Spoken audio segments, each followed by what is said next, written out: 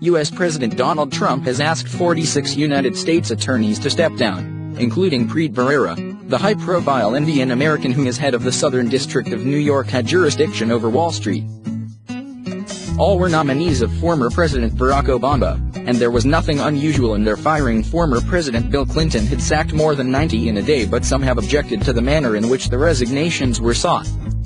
As was the case in prior transitions, many of the United States attorneys nominated by the previous administration already have left the Department of Justice. Justice Department spokeswoman Sarah Descar Flores wrote in an email cited by the New York Times.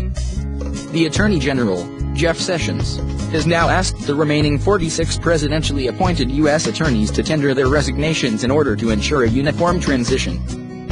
There was some confusion if all resignations will be accepted. Trump called two on the list to reject their resignations. Bharara was not one of them. U.S. attorneys prosecute federal crimes, and Bharara had built a reputation for pursuing securities crimes that had earned him the sobriquet Sheriff of Wall Street. Among his most famous convictions was that of fellow Indian-American Rajesh Gupta, formerly the head of McKinsey and director Goldman Sachs. His sacking was most surprising, considering he had apparently been asked by Trump to continue. The attorney in November had said that Trump asked him to stay on. The president-elect asked, presumably because he's a New Yorker, to meet with me to discuss whether or not I'd be prepared to stay on as the United States attorney to do the work as we have done it, independently, without fear or favor for the last 7 years, Bharara told reporters after a meet with Trump. We had a good meeting. I said I would absolutely consider staying on. I agreed to stay on.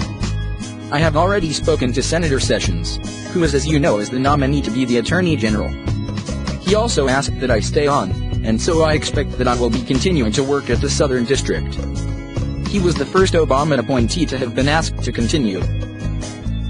In 2013, Bharara's handling of the case involving Indian diplomat Yamini Cobraben, who was arrested for providing false information on a visa application for a domestic help, led to criticism from India.